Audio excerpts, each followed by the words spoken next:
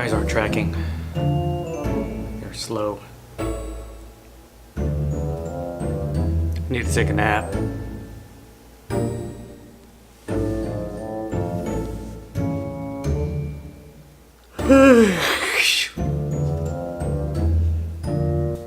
What are we talking about today? Nerve fatigue. Brain drain, brain fatigue. Coming up.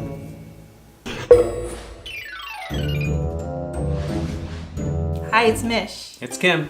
So today we're talking about nerve fatigue, but That's right. what is this symptom called nerve fatigue or mental fatigue? So how would you describe this? Neurofatigue, overwhelming exhaustion, both mentally and physically, when my brain is not firing on all cylinders. And the best way to overcome it is rest.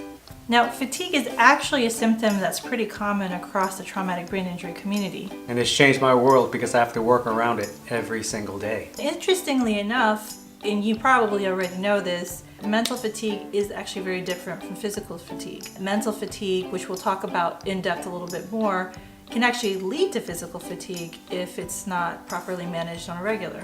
Now, for Kim, he went through a couple of stages of fatigue from his traumatic brain injury. He was in the hospital maybe for about a month, roughly 4 weeks, 30 days-ish around that time frame. And as he was recovering in the hospital, did have fatigue during that time as well. On top of that, muscle atrophy. You lay in a bed for days upon days and your muscles will practically disappear. Now, after being discharged, I actually had to prepare the home before he came home, if that makes any sense. I had to buy dark out curtains, which you can kind of see out in the background there. Blackout curtains. Blackout. Yeah, okay. Well, it makes the room dark. Makes you feel like you're living in a cave. Things like getting a chair for the shower because he couldn't stand on his own.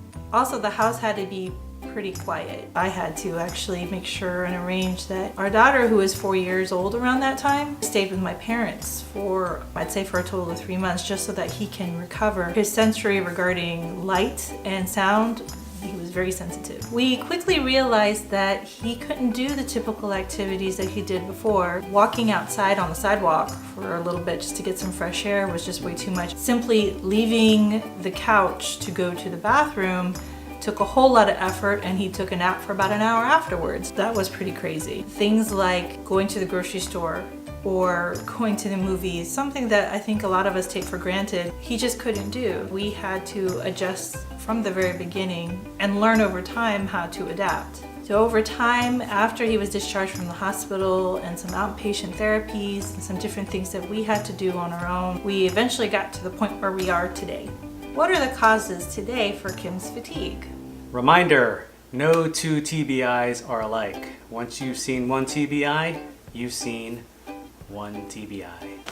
One of the causes, which is a big one, overstimulation. We're talking about loud sounds, noisy environments like a restaurant, different sounds, frequencies, lights. And even the combination thereof. I think we talk about them individually, and when you put them all together, you get this mass load of messy, sensory overload. Yeah, and it's not pretty. It's not good for the brain. Because you know what? I lost my filter and I'm still trying to build it back up. Another cause is just typical use of your brain every day. For example, being at work, problem solving. That's typical for everybody, but for a TBI, it can be taxing on your brain. Sitting in front of a computer all day, that can weigh on both your eyes and your brain. For somebody who has traumatic brain injury, it's literally tenfold. He has to actually get up, every 30 minutes now. He has a reminder that's on his computer to help him. And other stressful stress in general, things, right? yeah. Stress in general. Stress can exacerbate anything. If you're a TBI survivor, it weighs on that also. Stress could be like having to pay bills, Deadlines at work. Managing life in general. Yeah. Another cause is just not managing on a daily. My life and my daily activities or my daily planning is very disciplined. I have to take a daily nap just to get through the second half of the day. And if I don't take a nap, negative consequences equal negative act. It's the other way around, isn't it? Say it again? Actions Create negative consequences. Boom. Okay. Another cause for fatigue for Kim is worrying. Now, he was a worrywart to begin with before TBI. After TBI, it's like tenfold. What he doesn't realize is that worrying is undue process on the brain. You don't have control over things that will happen to you in the future, unfortunately. Now, worrying can come in different forms. There's the serious kind of worrying and the not so serious, silly kind of worrying, although I guess all of it is serious. Some examples of serious worrying could be like, For me, why am I not getting better? It's frustrating and it weighs on me, but you know, it's something I think about every day. I question myself every day, why am I not getting better? It's frustrating. And I also worry about being a good husband and dad. That's my number one responsibility, honestly. There's also those silly things that he worries about, such as, well, okay, it's relative. I think it's silly. It may not be so silly to you. Serious stuff. Worry can lead to anxiety, and that's not a good thing. But one of the things that I think is actually kind of silly is he recently got a new car, and he is very detailed oriented, but the silly thing that, well, I thought it was silly, that the license plate was crooked. The rear license plate was probably off by like not even like a millimeter. Quarter of an inch. I think that's exaggerating. So I spent a good 2-3 hours online. He spent 2 or 3 good hours staring at the license plate, trying to decide if it was crooked. It was crooked. I put a level to it. But anyway, It's fixed. the point is that It's not silly. It's serious. it's serious, but it's undue strain on the brain. Again, it's relative. For him, it was a big deal. So anxiety, it created anxiety, which gives me anxiety. See, I'm crooked. Does it bother you? Anyway, speaking of anxiety, that's actually another fatigue creator. Yes. I have anxiety, and it sucks because it drains you. Also, it drains your brain. It drains your energy. It drains your brain. He is anxious all the time. So a big factor for me that kicks in my anxiety is not being able to control your environment. That's in terms of sound and light and also temperature. Ever since my accident, my internal temperature regulator is probably broke or damaged. I can't take the heat anymore. When he goes on site visits, he has cooling towel, he has a reflective UV umbrella, and I told him, you know, look, who cares if they say anything about it? Just take care of you, because otherwise you'll have that anxiety. Don't worry about anybody else. Let me be me. I don't care. Another fatigue creator would probably be restless, sleepless nights for somebody who has traumatic brain injury. Typically when I can't sleep, it's because either I'm anxious or Your brain won't shut off. my brain won't shut off, or if I have achiness in my back and neck that translates to my eye. It happens occasionally. It used to happen more often right after the accident. Yeah. Managing my fatigue, managing all those symptoms, that's helped. Another fatigue creator would be lack of activity. They say, you know, when the more you move, the more oxygen gets pushed up into your brain, which I believe. When I'm fatigued, if I work out too much, then I'll get fatigued and then I'll be in bed all day, and vice versa. If I'm in bed all day, I don't get the physical activity that I need. It's a damned if you do, damned if you don't sort of situation. Yeah. There's like a fine line. It's a fine line. You gotta move, gotta do something.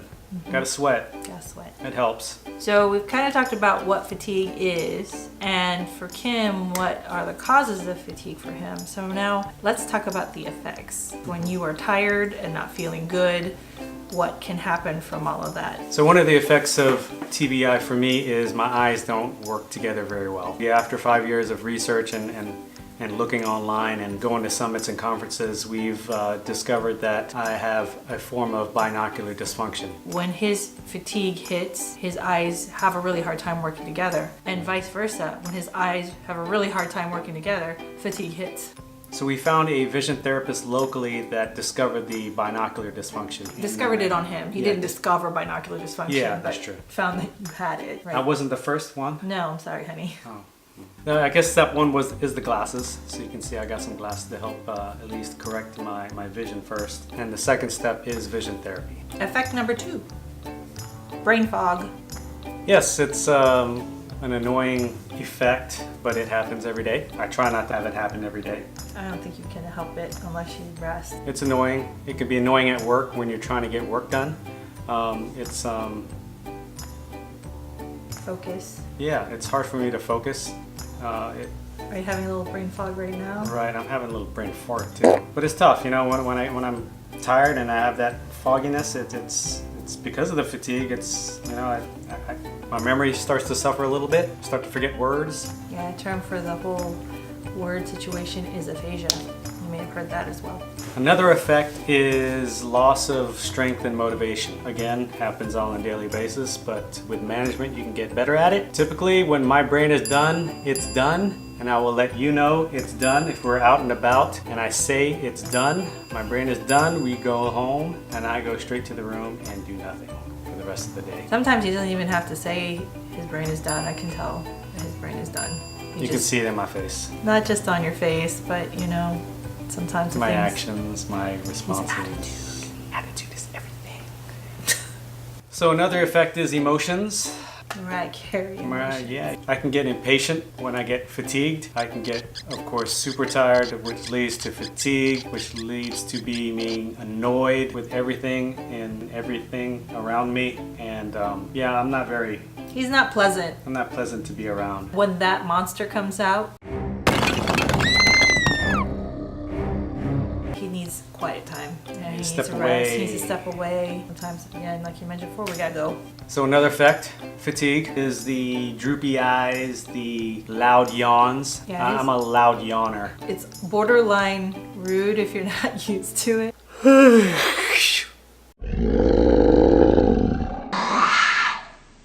It's a loud yawn. Yeah. But yeah, my eyes, I think my left one is the one that droops. Yeah, his eyes get droopy. For those who have TBI that are watching this video, I think you can completely relate. It's something that shows physically on the body. When that mental fatigue sets in, it's not just in the actions, but the eyes, the face, almost like a numbness takes over. So another effect of fatigue is poor posture. It kind of ties in with the whole droopy eyes. He's Yeah. like 10 inches shorter when he's fatigued. I'm just kidding, honey. 1 inch shorter. In all seriousness, yeah, the posture begins to Yeah. droop down, the shoulders.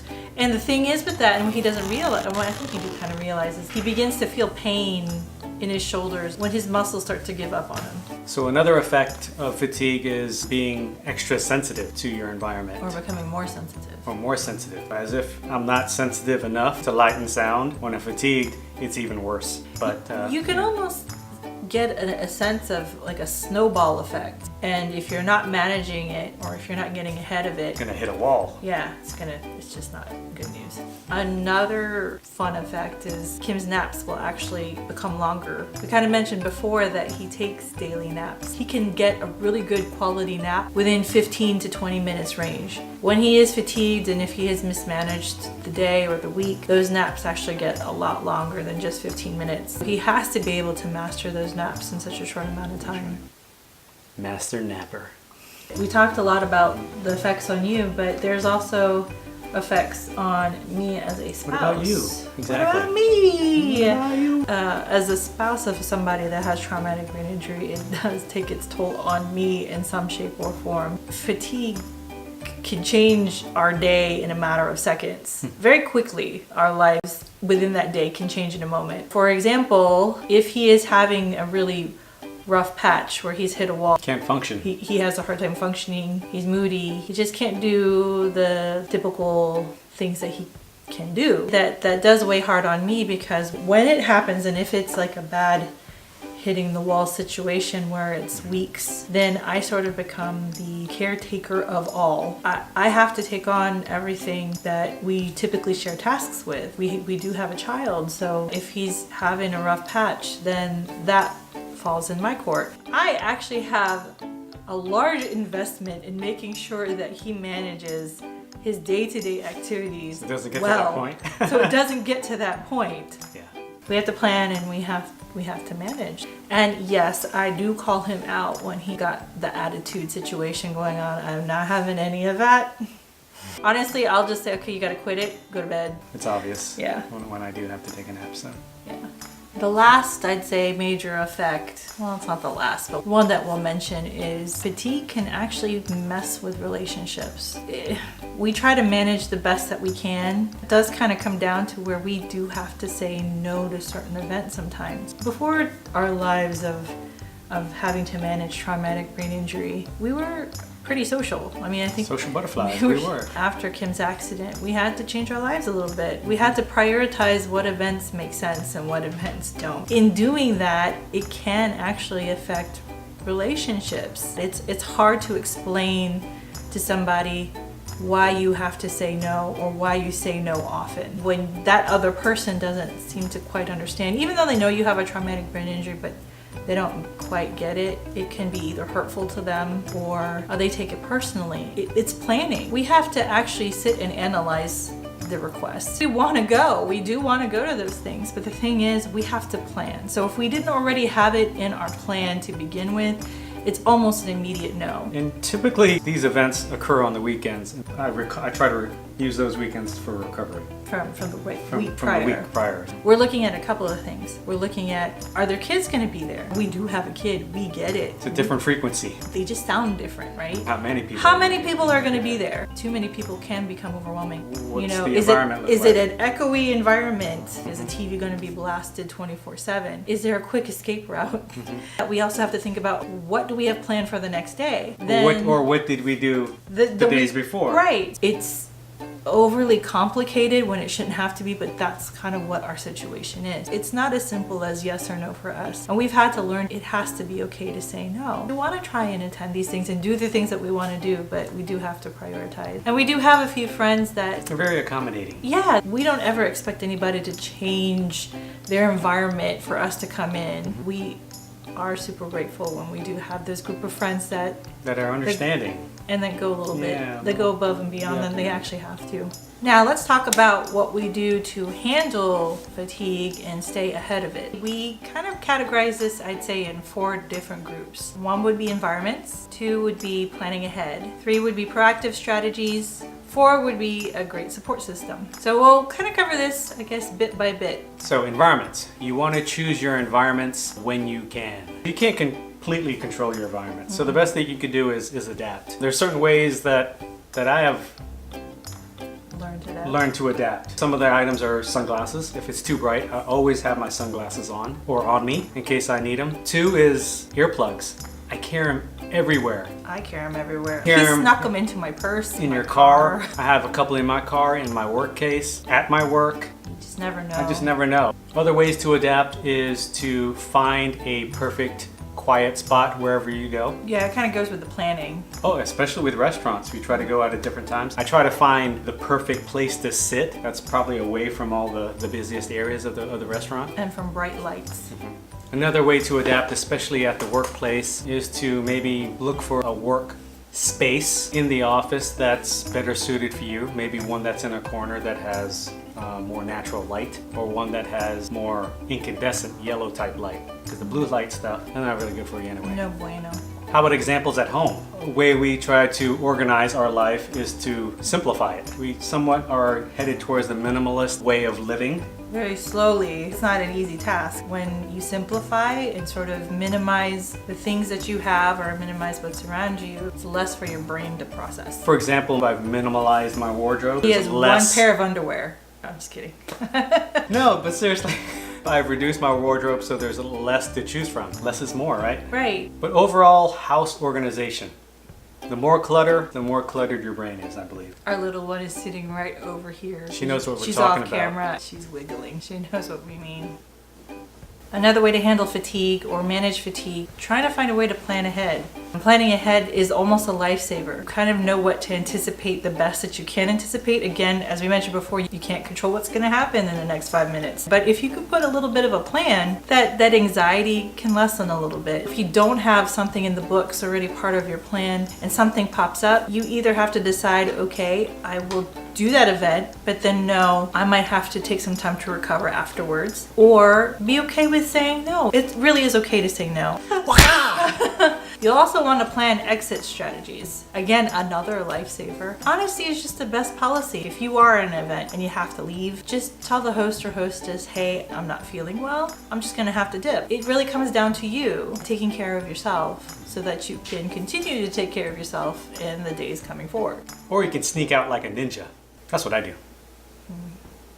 The third topic, as far as handling fatigue, proactive strategies. For example, daily naps. Daily naps. 15, 20, no more than 30-minute naps, because you want to be able to sleep at night, right? Another proactive strategy would be consistency. You want your days to be somewhat consistent, somewhat structured, so not too high, not too low, enough for you to live your life. We kind of have this metaphor of a piggy bank for my level of brain energy. The money inside the piggy bank would be the energy inside, as Kim mentioned, and depending on the kind of event or activity that you're doing, it dictates the amount of money that's taken away from the piggy bank. Well, let's start with like an impromptu date. It wasn't necessarily on your calendar, but you know you want to do it. That may take a portion of the change, and then it takes time to refill that change back up in the piggy bank, which would be your energy. But then say like a concert, that would take maybe half or 3/4 of the piggy bank. Or all of it. Or all of it, which means now he's in a fatigue state. He's got to wait for that money to rebuild back up in that piggy bank in order for him to spend out again to other events. We've learned to sort of put time limits, so we don't get to that point where you have to say enough is enough. So leading into that is downtime. If you're going to an event, make sure you plan for downtime after it. My weekends are my downtime from the work week. Another strategy is to reduce your amount of electronic use, TV, computer, devices. There is this blue light that kind of glows from all the electronic devices, and that's known to keep people awake, especially if you're using those devices in the middle of the night. Actually, I think a lot of the devices have been improved where they include an option within their settings to do a timing of when the blue light is dimmed and a yellow light is utilized. Something else you can do is, of course, light exercise. Not something that will deplete your piggy bank, so to speak, but a light exercise to get oxygen into your brain. One more thing in the proactive strategies arena would probably be communication. It's really just trying to help people understand what you're going through. Educate them. Educate. Be honest and realistic with the limitations that you have. Communicating those things will probably help you in the long run than just holding them inside. The last of the four is making sure you have a great support system. Finding those family and friends that understand your situation or willing to hear your situation and understand the situation. And then also weed out those toxic relationships or any negativity that's gonna drain that energy that you so dearly need. The number one thing under a support system would be yourself. Be kind to yourself, be patient. Just remember to think to yourself that you have to take care of number one. Put yourself first. I think you'll thank yourself for it. So we covered the four things that we do to try and handle fatigue. Environments, planning ahead, proactive strategies, and a support system. Four very important things. We're still learning. This is something that we've developed for ourselves over the past 5 years. We still run into issues, and we're constantly learning and hoping we can evolve into finding new strategies. You know, this is our new normal. This is part of our daily lives. We'll likely have to be doing this for the rest of our lives. We'll move forward. We'll keep marching forward. Onward and upward. And sideways, in every other direction. And inside out. But still forward. But still forward. So hopefully this high-level discussion has helped you if you are a TBI survivor. And if you're a family or friend of one, hopefully this sort of opened your eyes to what we go through. If you do know a traumatic brain injury survivor, just know that they're working hard. It's just that fatigue always seems to get in the way, but they're getting there. Thanks for watching our video. If you enjoyed our discussion, make sure you hit that like button. Also share with your friends or family. See if there's something that they'd be interested in listening to and seeing our smiling faces. And also if you're wanting to see more videos from us, hit that subscribe button and click that little bell icon. That'll make sure that you get the notifications for any new videos that we'll be doing. And let us know in the comments below if you are a traumatic brain injury survivor and you have any ideas that we could follow. Also, if maybe you do already use some of the strategies we use and how it works for you. Or you can comment and just say hi. We like that too. Continue to learn and love. See you at the next video, guys. Bye.